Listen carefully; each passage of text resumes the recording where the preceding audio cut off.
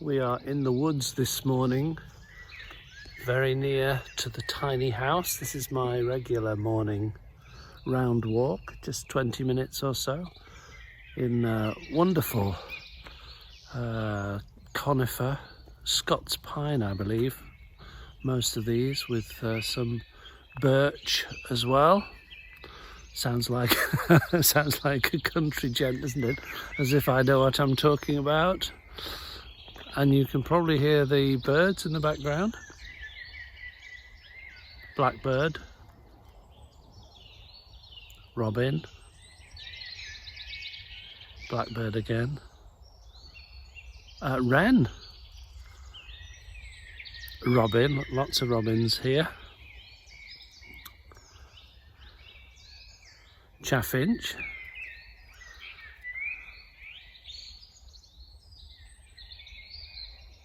great tit. How do I know? Do I recognise them? No, of course not. I'm just an amateur bird listener, enjoying their song in the morning. The truth is, I've got an app which tells me what they are, and it's absolutely wonderful. It's like discovering a whole new world within a world, the world of birds. I've been thinking about thoughts this morning.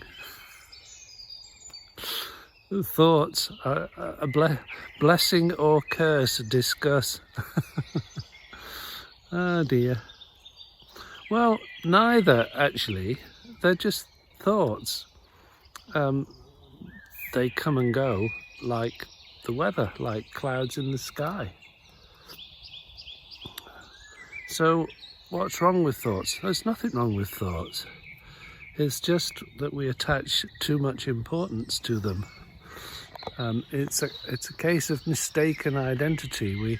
We identify with our thoughts, don't we? And as soon as you do that, you're lost in them. Most of us spend much of our waking, maybe all of our waking hours, lost in thought.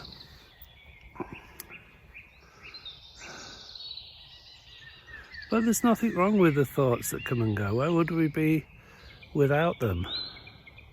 I thought I needed milk this morning, so I went and got some. Oh dear. But it's not the thoughts themselves that are the problem or cause us issues in our life. It's identifying with them. I am my thoughts. Well, if we identify with our thoughts, that we're going to be dragged along by them wherever they lead us. We're going to be hijacked by them. I like Mooji's analogy of how to deal with thoughts, not as intruders, but as guests.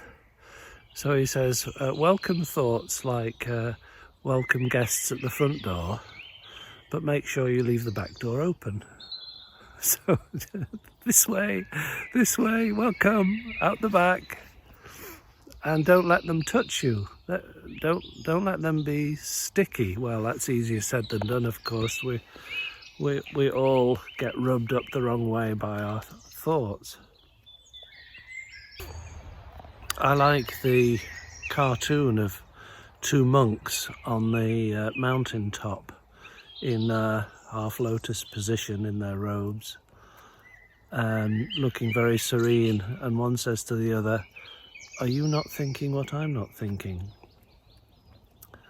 And we have this idea that the ideal state, if we are on any path of awakening or self-realization, whatever you want to label it, is to be without thought, to be thoughtless. I don't see it that way. I think that's completely unrealistic. I think that's mistaking the nature of the problem. It's not that thoughts come and go. It's that we get attached to them. I get attached to them. Of course, that's it seems they are real. They're not they're not illusions, although you can't pin them down like butterflies on a corkboard, but they have real enough effect. So if we're not to be hijacked by our thoughts, how best to relate to them?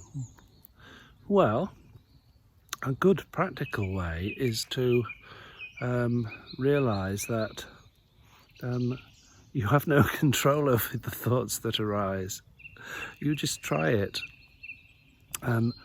If you consider yourself the captain of the ship, the boat of thoughts, you just try telling yourself to have no thoughts, running on silent. Just do it now. Go running on silent for 20 seconds.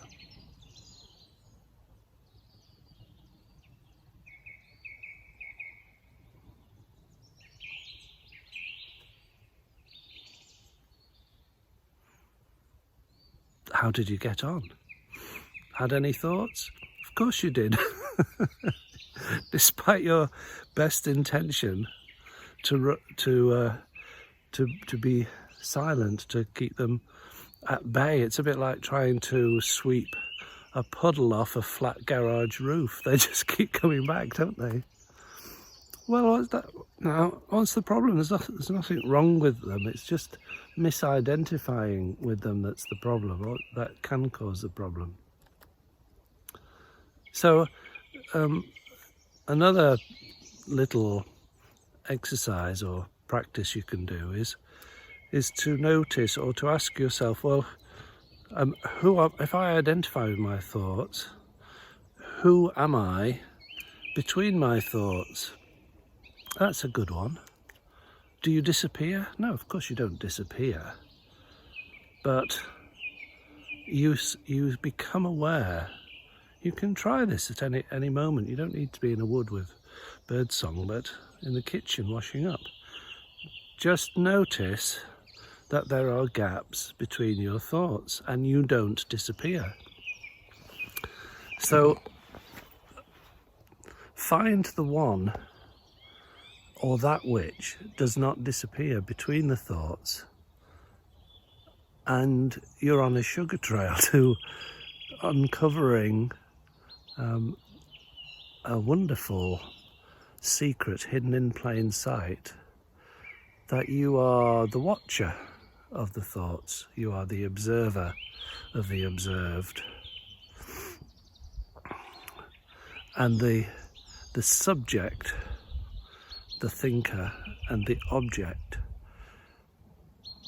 what's out there in your awareness, collapses painlessly, and you quite simply wake up to the fact that you are the clear stillness in which it all comes and goes. A bit like the trees, the Scots pines, I'll have you know, in this wood. And somebody said to me on a walk here just the other day, the great thing about this wood is that you can see through the trees from one side to the other of the wood. You're not completely hemmed in. I'll just turn it round now and show you what I mean.